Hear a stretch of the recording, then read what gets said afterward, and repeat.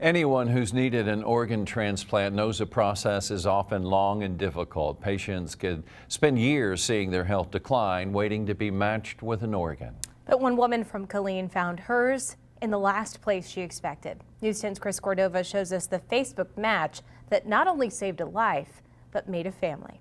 Then she posted on Facebook looking for someone that needed an organ. This Facebook post would change Sharika Wallace's life. She knows the excitement of getting matched for a new organ. Needing a transplant is one of many struggles she faces as her body attacks itself, all caused by lupus. She's had the disease for over 25 years. It's painful at times. Sometimes you can hardly get out of bed. Sometimes you can hardly walk. You stay sick a lot.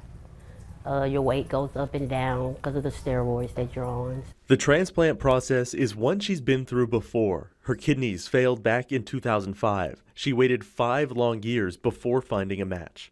Her new kidney has served her well until last summer when she started noticing some changes. I started having trouble breathing, started having trouble walking with my knees and stuff, and joint pain and stuff like that. I was put on a lot of medications. I gained a lot of weight because my body was retaining fluids, so I was more swollen, my face was more rounder. Living her life just kept getting more challenging. It was hard, and I accepted it, and I had to do it to live. Until one day, it became unbearable. And my Uncle Ronnie took me to my appointment, and I could barely get in the building. And they rushed me to the ER and admitted me, and I had immediate surgery.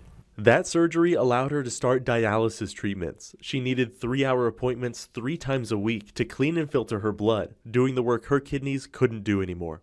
She waited on the transplant list for just over a year, hoping to find a kidney that could take her off dialysis. Until one day, the waiting stopped. I was getting ready for dialysis on the 14th of October, and it was 3:53 in the morning, and I seen a Facebook post.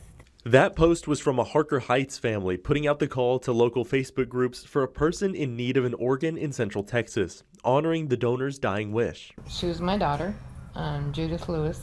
But those who knew her called her Judy, and she had many struggles throughout her life. Her mother, Loretta Lewis Matthews, says Judy suffered from cerebral palsy. She was blind and had trouble walking. She tried her best, and she knew she was limited.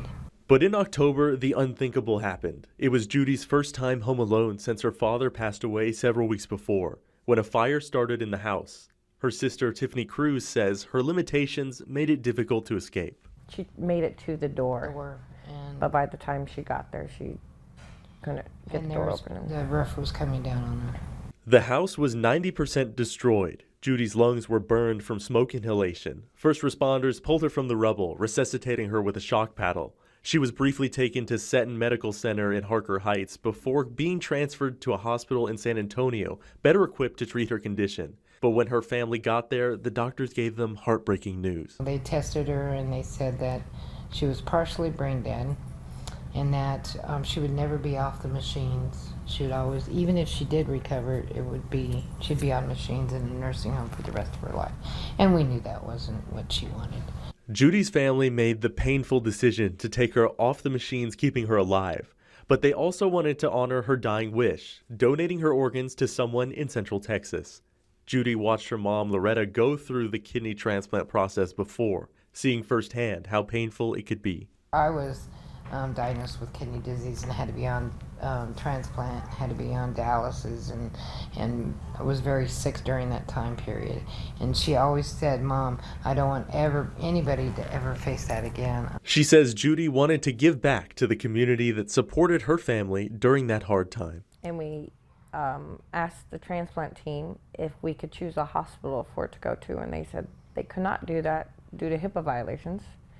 And so I went on Facebook and kind of advertised her organ. After seeing the post, Wallace was quick to reach out, and it wasn't long before her transplant team confirmed the kidney was a match. And they said, well, I'm sure you know, but we have a transplant for you that's going to go specifically to you. And then I just started crying. A year of waiting over. I called my aunt.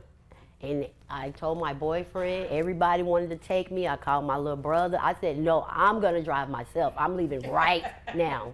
The transplant was successful, I lost weight. I'm happy. No more dialysis. and she was welcomed with open arms at Judy's celebration of life, where everyone met for the first time. This is my forever family. How do you think Judy would feel knowing that one of her kidneys went to somebody in Central Texas? Judy had been thrilled. I know that Judy's been part of 8 different lives, and we are just grateful that she can, out of a tragedy that we have suffered, that she could share with other people. Wallace no longer sets her alarm for 6 a.m. dialysis appointments. Instead, she wakes up each morning with a working kidney and a new family bonded from tragedy and hope. In Killeen, Chris Cordova, KWTX News 10.